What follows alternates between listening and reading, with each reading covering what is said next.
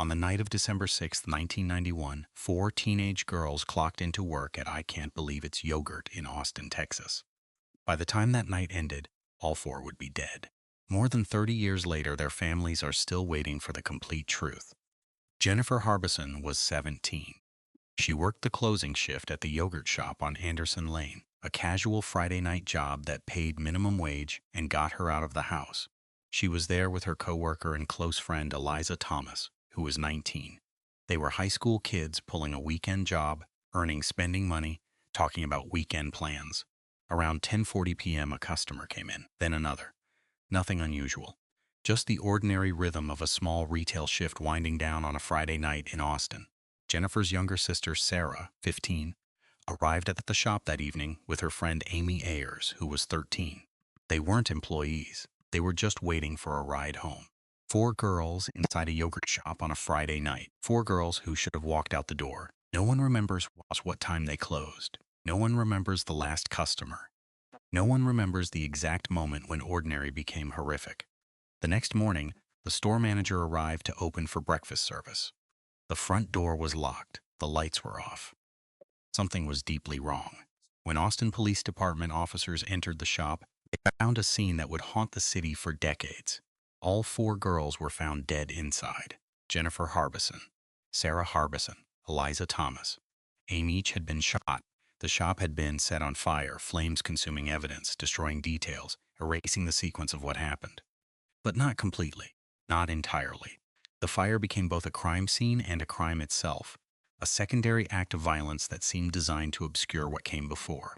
Investigators would spend years trying to reconstruct what the fire had destroyed, what evidence had survived, what the flames had taken forever. The investigation was immediate and desperate. Austin in the early 1990s wasn't accustomed to this kind of violence. This wasn't gang territory. This wasn't a robbery in some alley. This was a yogurt shop on a residential street, in a neighborhood where families felt safe letting their teenage daughters work closing shifts. This was random. This was senseless. This was the kind of violence that didn't happen here. The city reacted with fear. Parents began monitoring their teenagers differently. The carefree ritual of teenage retail work, the Friday night shift, the small paycheck, the independence suddenly felt dangerous. Girls who would have worked at I Can't Believe It's Yogurt or other late-night shops stopped. The case created a rupture in the normal rhythm of Austin adolescence. Investigators recovered some biological evidence from the crime scene, material that might someday identify a killer. But in 1991, DNA technology was primitive. DNA matching existed, but it was crude, unreliable, years away from the precision that would eventually matter. Evidence was collected and preserved. But preserved for what? For a future that no one could yet imagine. The investigation that followed was chaos disguised as progress. Detectives pursued leads that seemed promising and dissolved into nothing. They brought people in for questioning. Suspects emerged, theories formed, but nothing stuck. The crime scene had been compromised by fire. The evidence was incomplete. The timeline was uncertain. Years passed. The case remained active but ice cold. Then, in 1999, 8 years after the murders, a major development. Robert Springsteen and Michael Scott were arrested. Both were charged in connection with the murders. Both gave confessions. For the families, for the community, for investigators who'd been chasing ghosts for 8 years, this felt like resolution. Like the machinery of justice was finally turning. Like closure might be possible. But the confessions didn't hold. As the case moved forward, problems emerged. The confessions were conflicting. The details didn't align. Physical evidence didn't corroborate the narratives that Springsteen Scott had provided. Years of litigation followed. Defense attorneys challenged the confessions. Investigators realized the case they'd built wasn't as solid as it seemed. Questions multiplied. Doubts grew. Eventually, the convictions were overturned. Charges were dismissed. Springsteen and Scott were released. The case had cycled through arrest, prosecution, conviction, and exoneration, and was still unsolved. The community had believed the case was closed. Parents had believed their daughter's killer was behind bars. Then the truth unraveled, and the wound reopened. This pattern, desperate investigation, false leads, confessions that collapse, hope followed by devastation, is what happens in cases where evidence is incomplete, where fire has destroyed critical details, where the crime scene speaks in fragments instead of sentences. Investigators desperately wanted to solve this. That desperation can sometimes lead to conviction of the wrong people, to confessions that don't reflect truth, to the appearance of closure when no closure actually exists. The families had to live through that twice. The initial years of not knowing, then the years of believing they knew, then the years of knowing again that they didn't. By the 2000s, the case was truly cold. The original investigation was archived. The detectives who'd worked it had moved on. The suspects had been released. The case lingered in Austin's collective memory as one of the city's defining unsolved crimes, brutal, random, and permanently unresolved. But the evidence was still there, preserved in storage, waiting. In 2008, nearly 2 decades after the murders, DNA technology had advanced to a point where old evidence could be retested with new precision.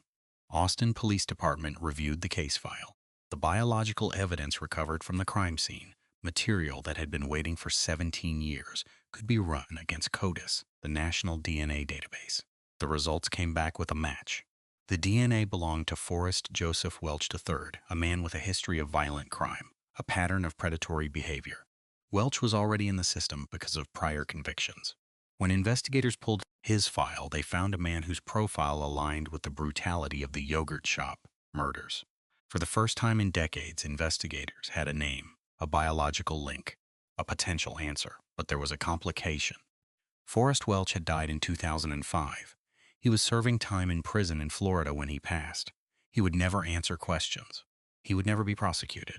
He would never confess. The DNA pointed to him. But the full story, what happened that night, who was there, how many people were involved, what chain of events led to 4 murders, remained locked inside a dead man's silence. Investigators didn't stop. DNA evidence alone wasn't enough to close the case. They examined Welch's known associates from 1991. They built timelines. They looked at who was around him at that time, who moved in his circles, who might have been present in that yogurt shop on December 6th. The investigation evolved. New suspects emerged. New questions formed. In 2019, nearly 3 decades after the murders, Austin police announced that Kyle Soot had been charged in connection with the deaths of all 4 girls. Soot was arrested. He was alive. He could be questioned. He could stand trial. The machinery of justice, after stalling for decades, seemed finally to be moving again. But the case remained complicated. The DNA pointed to Welch, but Welch was dead. Soot was charged, but the full narrative of his involvement, the extent of his culpability, the exact sequence of events, all remained unclear. Investigators believed multiple offenders may have been involved. The crime scene evidence suggested coordination, planning, intentionality, but complete certainty remained elusive. Here is what we know. Jennifer Harbison was 17 years old. Sarah Harbison was 15 years old. Eliza Thomas was 19 years old. Amy Ayers was 13 years old. All 4 were found dead in a yogurt shop on a Friday night in December 1991. A fire destroyed parts of the crime scene, complicated evidence recovery, and obscured the complete narrative of what happened.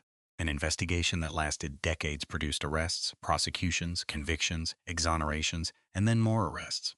But no final resolution. No closed case. No moment where the families could truly rest knowing the complete truth. DNA evidence connected Forrest Welch to biological material from the crime scene.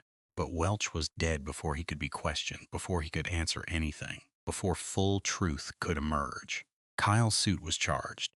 But as of current public reporting, his case has not resulted in final conviction and closure of the murders.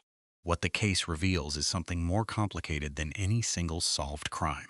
It reveals how partial answers can emerge from decades of waiting, how technology can point toward truth without fully capturing it, how families can live through cycles of hope and devastation, of believing justice has arrived and then discovering it hasn't.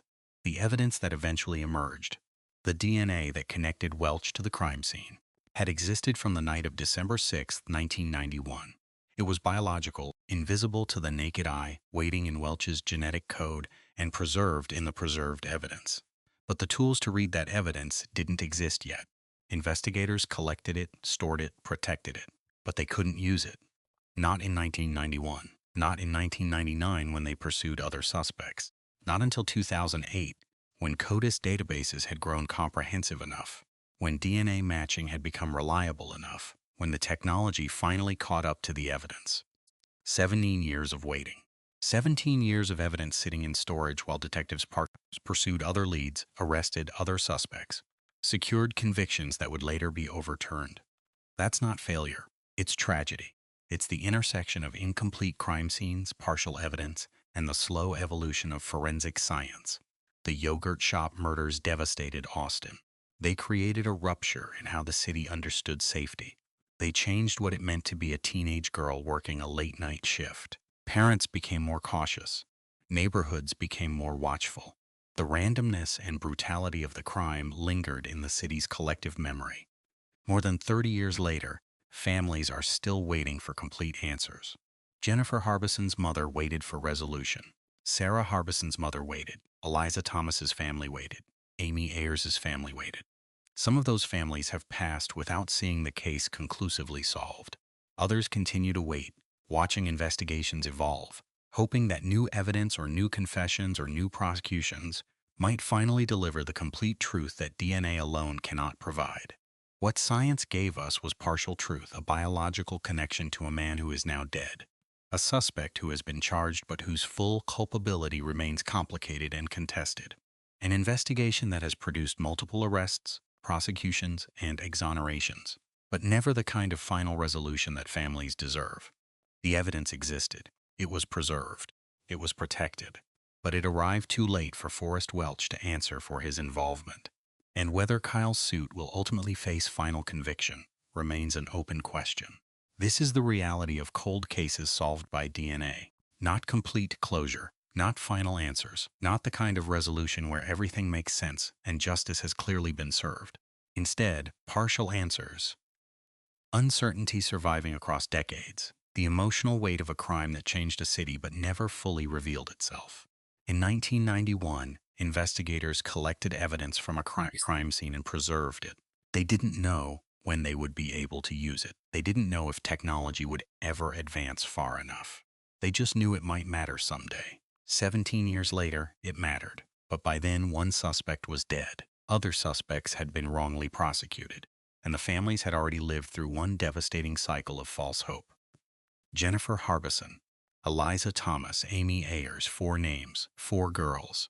4 victims of a crime that science could partially illuminate but never fully explain. Their case remains open.